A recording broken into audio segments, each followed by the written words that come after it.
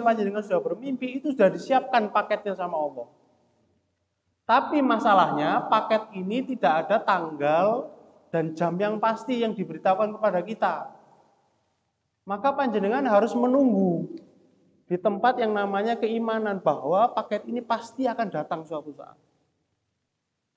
Itu masalahnya. Nah, kadang-kadang kita ini tidak sabar. Kadang-kadang ini kita tidak mensikapi dengan ilmu sama iman yang agak benar.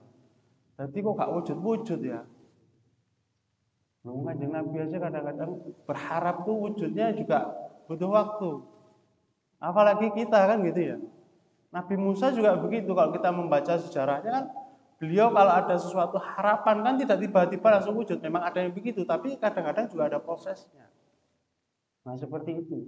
Maka dimulailah panjenengan dengan mimpi yang nomor 1 tadi niat, nomor 2 sampean punya mimpi panjenengan tulis. Saran-saran 300. 1 hari kalau bisa, jangan kelamaan, ditulis saja 300. Panjenengan tulis yang detail. Kalau teman-teman santri yang perempuan mungkin ditulis saya ingin punya suami seperti ini, saya ingin bekerja seperti ini, anak saya seperti ini, semua tulis semuanya. 1 tahun kemudian panjenengan cek minimal 10% insya Allah akan wujud. Nah, pertama dulu. Kemudian mimpi dan mindset yang benar. Nah, sekarang mindset itu pola pikir. Semuanya dimulai dari sini. Setelah kita imani, kita wonten mimpinya, kemudian pola pikirnya kita harus dibenerin. Pola pikir itu secara umum ada 2. Pola pikir itu maksudnya apa? Setiap kita menghadapi segala sesuatu itu kita mensikapinya seperti apa, itu dimulai dari sini. Contoh, misalnya panjenengan semua di sini duduk mendengarkan kajian atau majelis ini. Kalau yang mungkin pola pikirnya kurang pas, lah aku sih repot-repot ngaji ini, gak ngarai ngantuk aja kan kok jono kuliah ujian barangkali. Nah, itu mindset yang kurang pas. Semua kejadian kalau kita mensikapi dengan cara begitu, itu kurang pas. Kita harus mensikapi semuanya dengan positif, husnuzon, ya harus dibangun. Karena kalau itu nanti tidak pas, semuanya sampai ngerusuloh, nah ini mulai masalah. Karena Allah mengatakan kalau kita bersyukur, tambah nikmatnya. Maka sampean harus mensikapi dengan semuanya positif. Bane sampean waktu naik motor bocor misalnya, waduh bocornya udan-udan misalnya, jam hujan. Panjenengan bayangkan pulang kampus misalnya, mau mudik atau kemana begitu ado bane bocor. Apa yang panjenengan pertama kali tersirat di kepala panjenengan? Waduh bocor. Biasanya kan kadang-kadang yang paling banyak begitu. Jarang yang akan mengucapkan alhamdulillah bocor. Karena macam-macam pikiran kita. Tapi kalau positif pasti dia akan memilih yang kedua, alhamdulillah bocor. Bisa jadi kalau tidak bocor, ke depan saya bisa kintir kena banjir misalnya. Bisa jadi ada sesuatu hal yang tidak baik terjadi di depan kita misalnya. Kan kita tidak tahu. Tapi Allah menyelamatkan kita dengan semua hal yang terjadi itu baik maupun tidak baik menurut kita, itu sudah pasti baik menurut Allah. Mindset kita harus. Saya punya cerita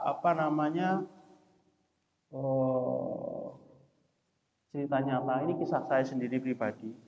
Dulu saya tuh kuliah di Surabaya. Saya kuliah di ITS, di Teknik Informatika dulu. Jadi saya bukan ya. Saya kuliah di ITS Informatika. Pada saat itu Pak, tahun 1999, ITS Informatika itu PTN atau passing grade-nya itu tertinggi nomor 2 di Indonesia. Informatika ITB. Yang itu 5 tahun lebih. Enggak itu ya. Jenengin anak kuliah kan macam-macam, enggak ada yang model saya kan enggak model yang pelajar yang begitu kan, enggak. Kok angel lulus itu? Karena kuliah itu ya kadang bal-balan, kadang main PS, semacam-macam pokoknya yang jenenge arek enom ya. Enggak lulus-lulus.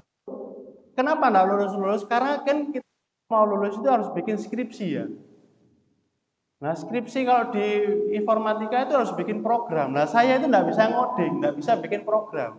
Ya apa ini caranya gila, gak ngene gak lulus kita orang kan gitu ya.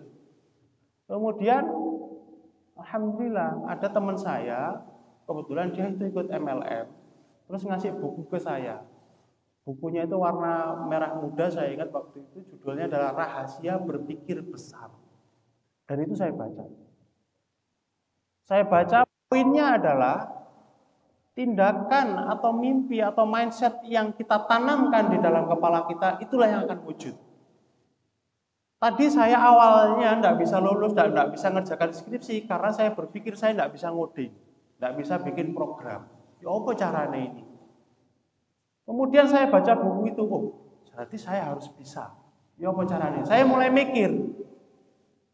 Nah otak ini Pak, sama panjenengan sedaya supaya paham, itu akan mengeluarkan apa yang kita minta di dalam pikiran kita. Jadi otak ini ibaratnya kayak kalau panjenengan masuk ke bank, kemudian ketemu sama teller, Mbak saya mau ambil sekian.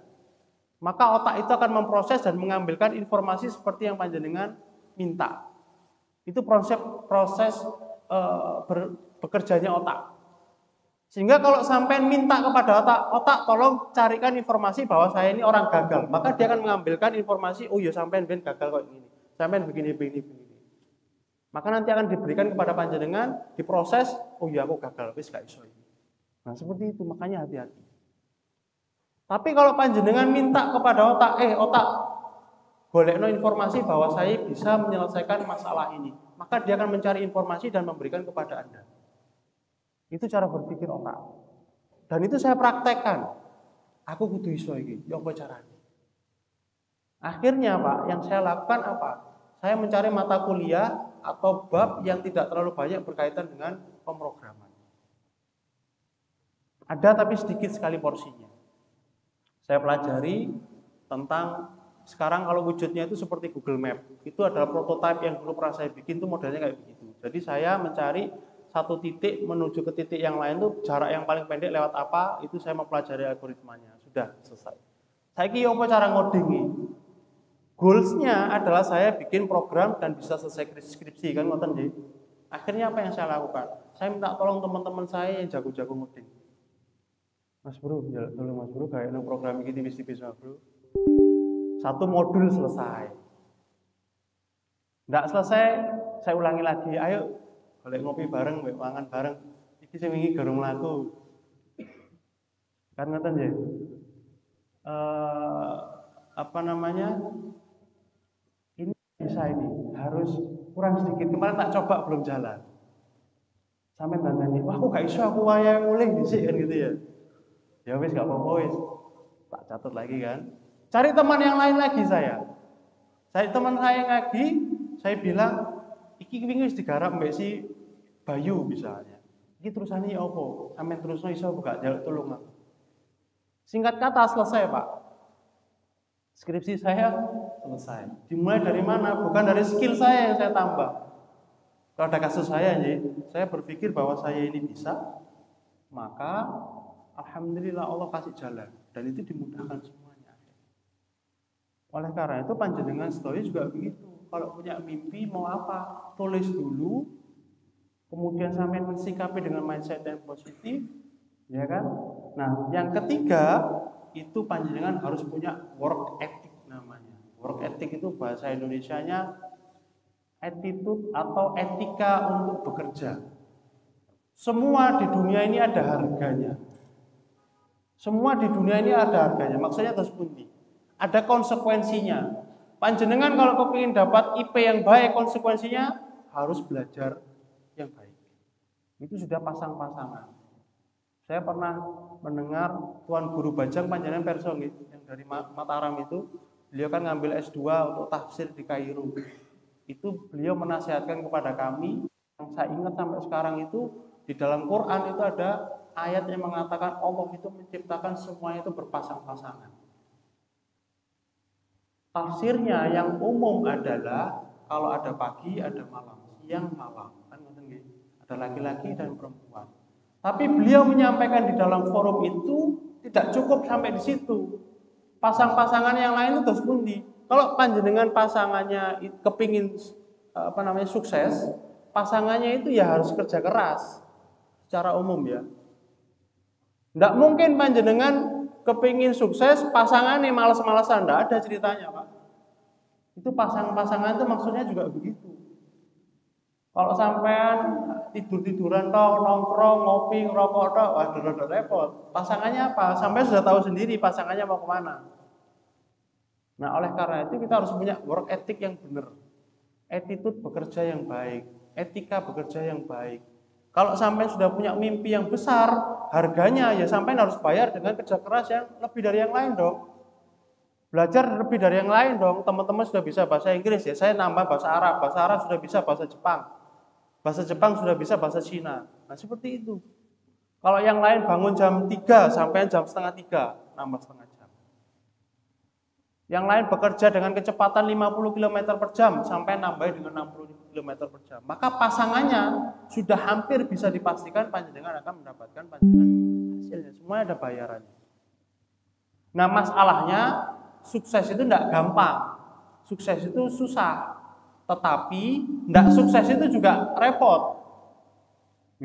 Panjenengan jadi orang kaya itu repot karena harus bangun pagi, bekerja keras misalnya seperti itu.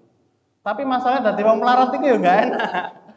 Podo-podo enggak enak ya. Kalau enggak enak sampean kan mending milih sing rada misalnya pas ngeluh-ngeluh wis tak liburan dhisik lah, umroh dulu.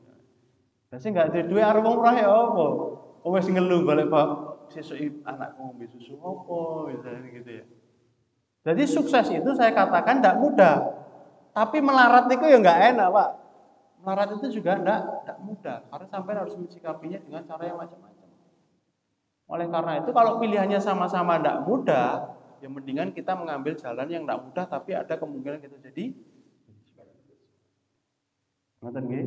Itu adalah yang panjenengan harus pahami. Jadi pertama niat yang benar, mindset dan mimpi yang benar, kemudian diimbangi dengan work ethic atau pekerjaan yang yang benar, yang terakhir itu adalah tawakal. Kalau panjenengan sudah niatin yang baik, apapun hasilnya nanti itu yang terbaik buat kita. Tidak perlu panjenengan sesali. Sama. Ketika kita itu berbisnis, pengalaman saya pribadi, itu tidak ada yang ceritanya enak terus. Semuanya ada konsekuensinya. Tidak ada yang ceritanya tidak enak terus. Jadi fluktuatif. Nah, itu yang panjenengan harus sikapi dengan iman. Ketika saya sudah niatkan dengan baik, ketika saya sudah berikhtiar maksimal, praktiknya sudah maksimal, hasilnya itu sudah jatahnya Allah. Nah, itu yang panjenengan juga bermain dengan keimanan lagi nanti. Ini sudah yang terbaik.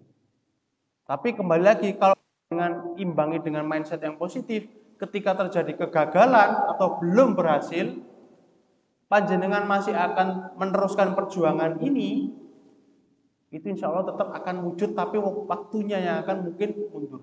Jadi gini teman-teman, setiap kita itu punya momen, bahasa Inggrisnya turn back point.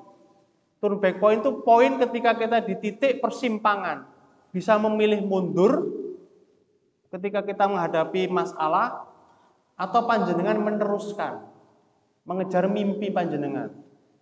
Aduh, ini orang tahun tak perjuangkan seperti itu, enggak ada hasilnya misalnya begitu. Itu panjenengan akan sampai di persimpangan. Iki tak terusno atau saya pulang saja. Menyelesaikan menyerah. Itu ada momen seperti itu pasti. Di setiap kehidupan kita itu ada turn back point.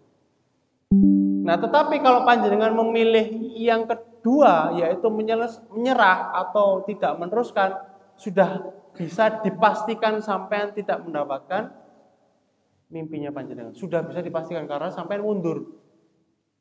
Tapi kalau sampean maju, itu ada kemungkinan wujud.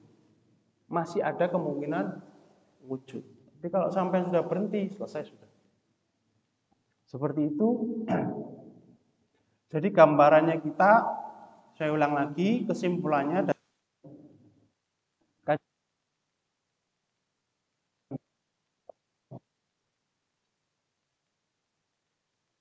yang mendorong dan memotivasi panjenengan semuanya supaya menjadi orang yang kaya. Karena begitu panjenengan sudah punya kekayaan itu, panjenengan bisa memakai itu untuk medan dakwah, untuk berjuang dan untuk kan kurang lebih. Saya mohon maaf bahwa kalau ada pertanyaan, biasanya masih ada hal-hal yang ditanyakan. Saya punya waktu sampai jam berapa ini, Mas?